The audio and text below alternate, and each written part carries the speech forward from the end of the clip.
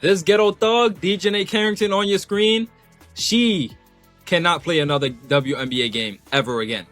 This ghetto thug you see on your screen, DJNA Carrington, posted white privilege and tagged the Indiana Fever after she got ejected after raking Sophie Cunningham across the head. When you can literally injure yourself and get injured in multiple ways, DJNA Carrington raked Sophie Cunningham across the head. It got reviewed by the officials. They ended up and deemed it as a flagrant foul too and ejected her from the game.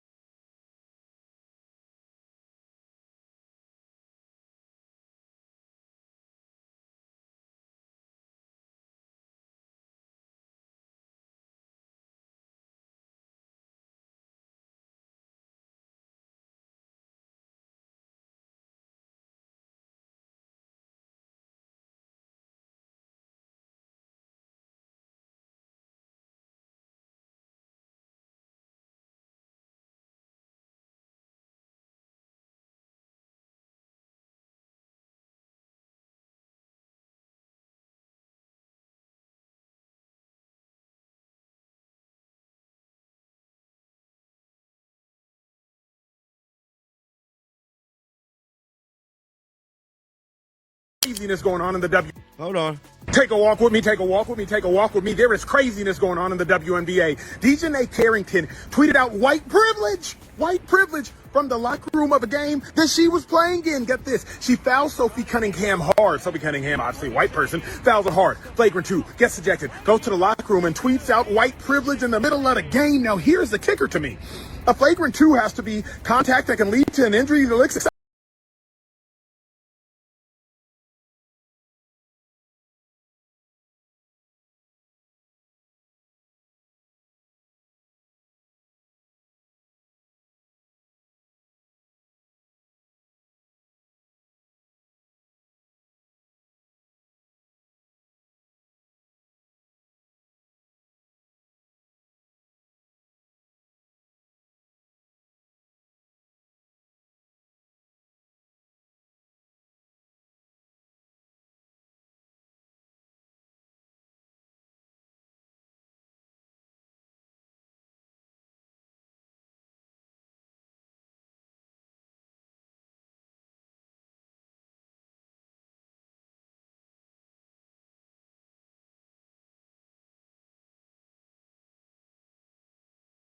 Yeah, so Carrington is a dirty player, probably the dirtiest player in the league.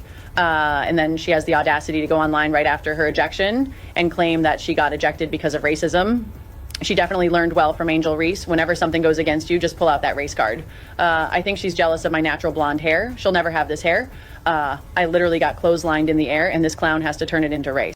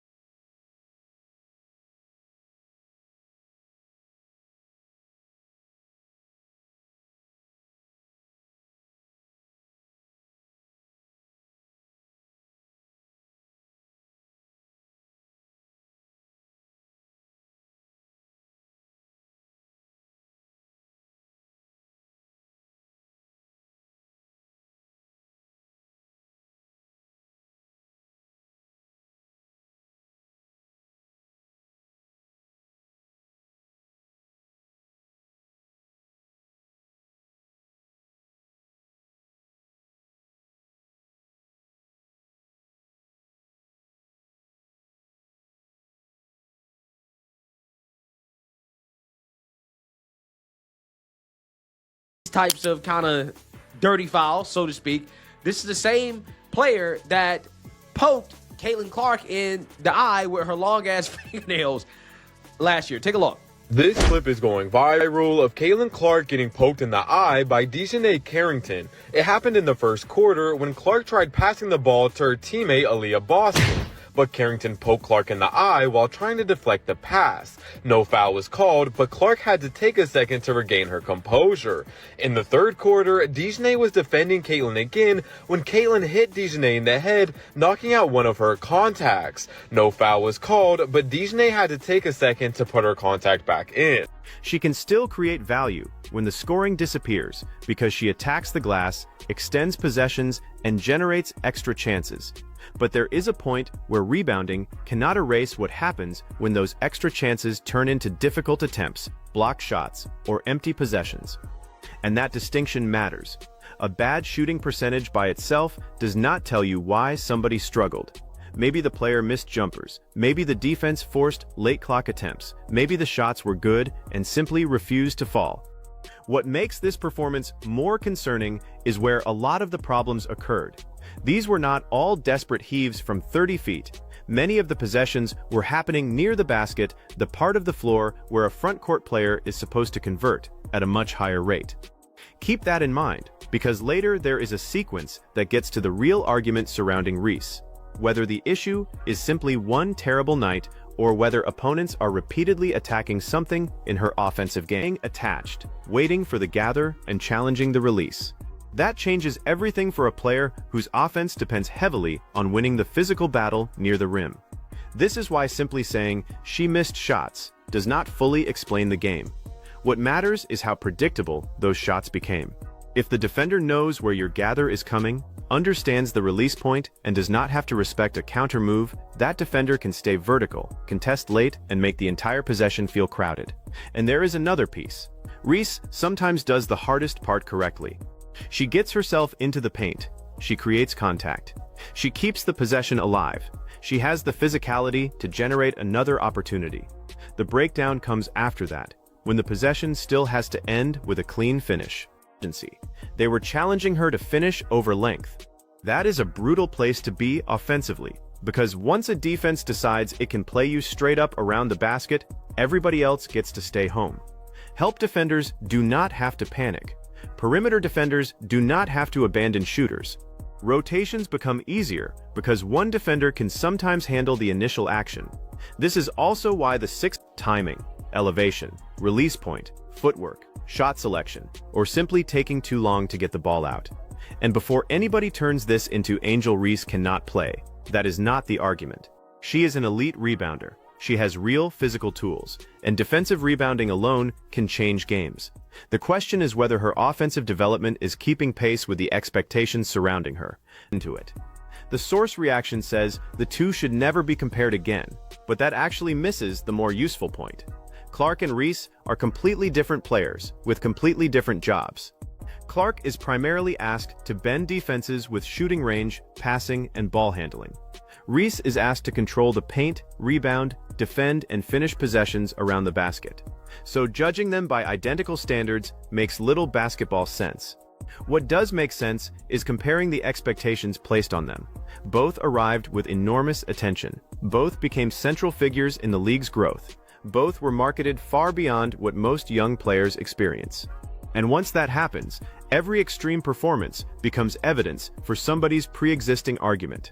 Clark has a bad closing stretch, and critics treat it like proof she has been overrated. Reese has a disastrous offensive night, and critics treat it like proof that everything she has done well is meaningless. Neither is serious analysis. The tougher test is asking what is repeatable. What skill survives when the matchup is bad, when the whistle is different, and when the defense has already studied you? For Clark, the passing vision and shooting gravity travel from game to game even when the shot is not falling. For Reese, the rebounding travels. What the offense still needs is another react differently than they would to a guard going 2 for 10 from 3. Those locations are supposed to be efficient scoring areas. But location alone still does not tell the entire story. A shot from 3 feet can be extremely difficult if the player is off balance. Releasing through 2 defenders or trying to score after a slow gather that gives the defense time to recover. That is the part of Reese's game worth watching over the next stretch of the season. Can she simplify? Can she catch, make one decisive move, and get the ball up before the defense resets? Can she develop a reliable counter when the first power move gets walled off? Can she punish a defender with a short turnaround, a quick hook, or a controlled face-up instead of turning every paint touch into a wrestling match? Those are development questions, not insults.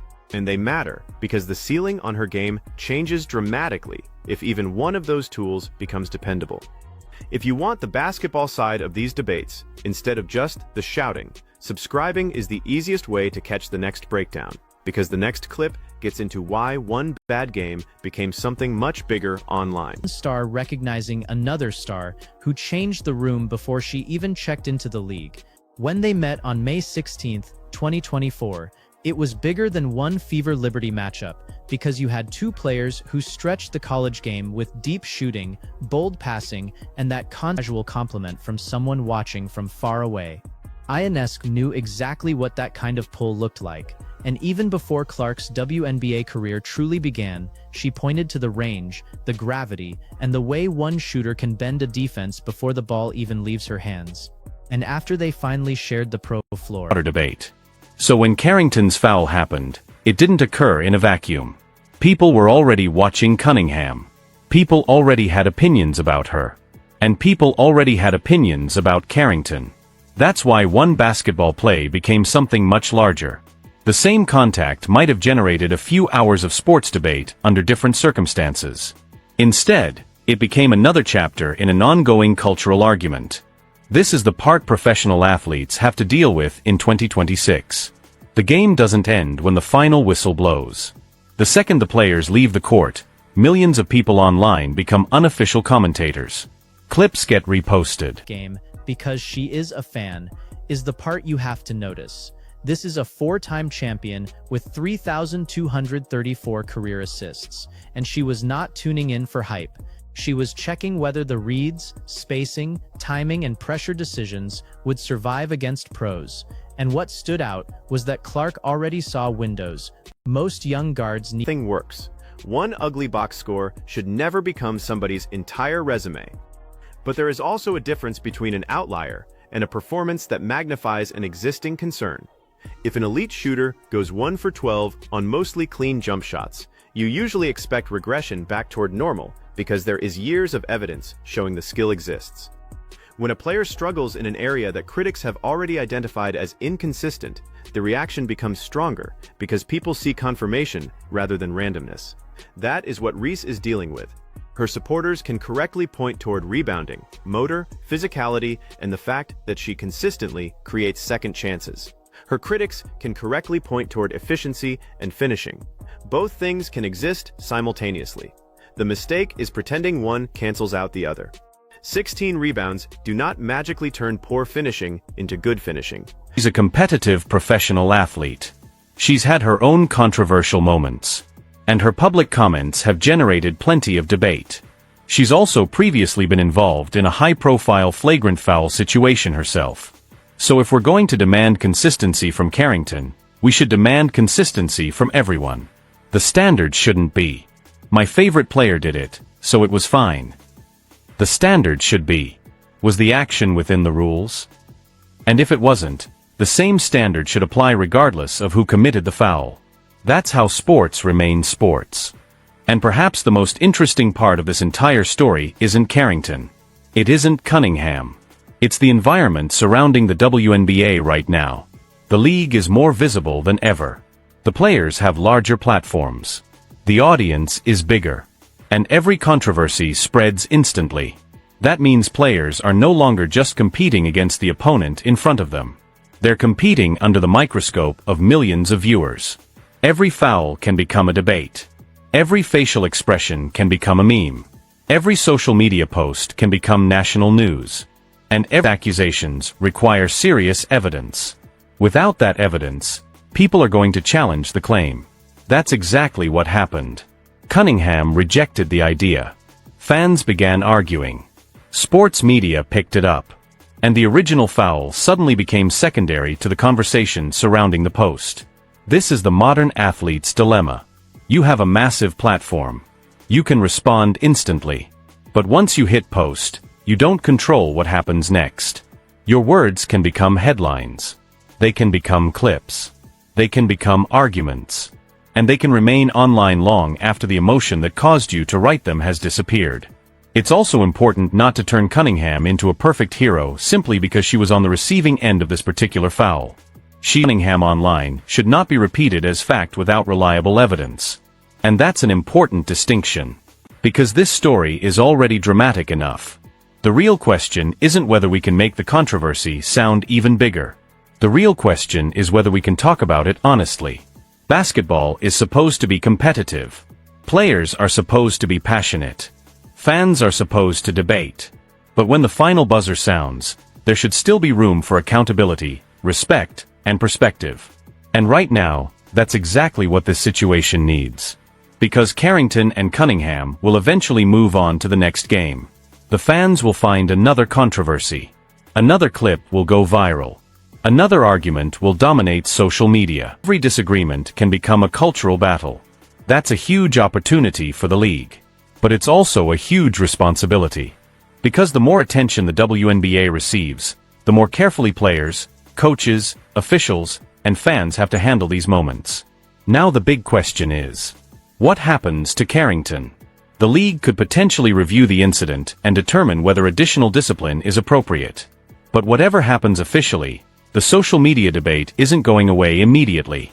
And that's because this isn't just about one foul anymore. It's about trust. Do players trust the officiating? Do fans believe the league applies rules consistently? Do athletes feel comfortable expressing their opinions publicly? And when an athlete believes they were treated unfairly, what's the right way to respond? Those questions don't have simple answers. But one thing is certain. The WNBA doesn't need these controversies to become personal. Competitive intensity is part of professional sports. Arguments happen. Hard fouls happen. Emotions happen. But there has to be a line.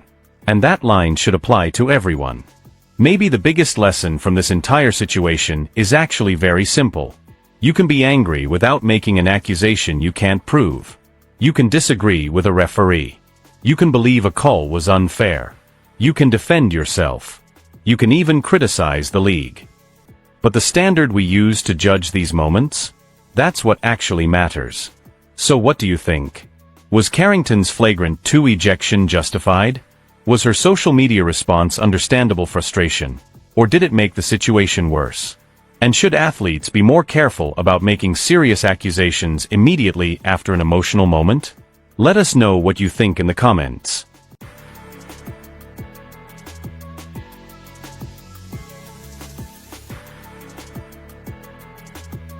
But once the argument becomes about race, discrimination, or intentional targeting, the standard of evidence needs to become much higher. And the same goes for fans. If you see a viral clip, don't immediately assume you know someone's intentions. You saw a moment.